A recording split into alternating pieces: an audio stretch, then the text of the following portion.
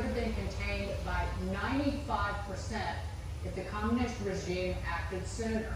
Secretary of State Mike Pompeo pushing for answers, saying if we do not figure out where China went wrong, we could face another crippling pandemic in the future.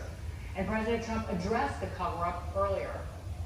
Well, it would have been much better if we had known about this a number of months earlier. It could have been contained to that one area in China where it started. And certainly the world is paying a big price for what they did. Jesse?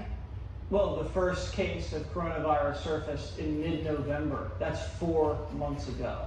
And when the scientists identified the virus, the Chinese government told them to destroy the samples, and they gagged the scientists and told them to lie about it. Then they allowed these wet markets where the contamination started to remain open. They told the WHO, World Health Organization, that it was not contagious human to human. They allowed the New Year's celebration in Wuhan, 11 million people, to go on. Everybody drinking and eating and having a great time together. And that was a colossal mistake. Then they allowed thousands of Chinese citizens to fly all over the country. The Chinese government dragged its feet in releasing data to the rest of the world on this. And when the Trump administration offered to send U.S. scientists to Wuhan to investigate and help, they said, no, you're not allowed. So now when they say, oh, the U.S. military, they were the ones that planted the virus in Wuhan, and they say we're going to withhold drugs from the United States during the pandemic, that's just crazy. And the fact that the president calls it the Chinese virus, he just wants to make sure that there's a little accountability and truth to what happened. Juan? Jesse, I think you're misreading the room. It's supposed to be a happy show today.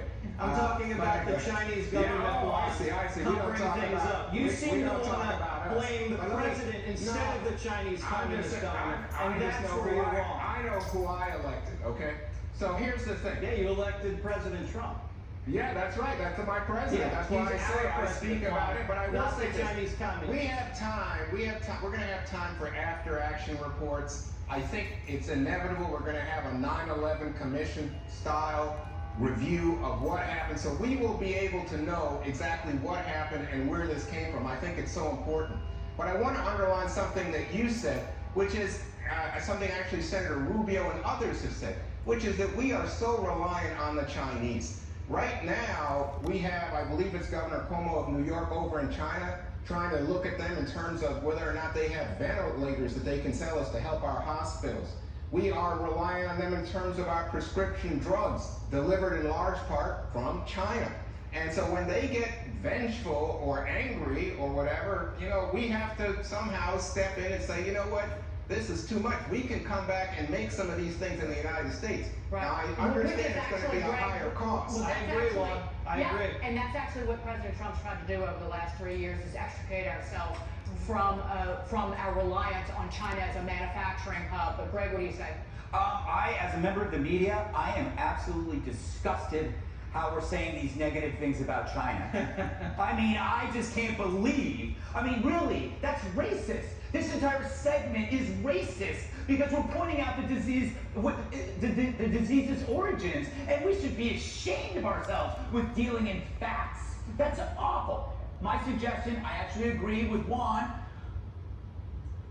We need to turn our focus away from blaming people and make a list of the people who need to pay. And 6 months from now, we go back and we look at the list. Because right now, I want to get people well. I want to find the treatments and do all the good stuff. And you know what? Screw the Chinese government. We'll deal with them later. But then I'll point out that China, Jesse was mentioning it, is waging a disinformation campaign on social media platforms that are created in the U.S. that their own citizens don't see, but we certainly do. That's why I actually think we have to fight that part now. The after-action report on our actions and things. Yeah, we can save that for later. But I would not rest on these propaganda pieces. We should try to get as much information there as possible. Authoritarian regimes. That's how this kind of thing happens. You had journalists there that were Chinese journalists, that were trying to raise the alarm. They're the ones that were put in jail. They're the ones who are rounded up. They're the ones who are now trying to use emojis and Morse code in order to get around the censors because they're worried about it. I think we need a lot more of a push of social media into that country. We've got to talk to the younger people of China because the propaganda war, that is a serious one. And the only way to really deal with it is to have a lot of truth. And if we don't hold China accountable for this now, you know it's going to happen again. And it could be worse next time. Indeed. More of the 5 next.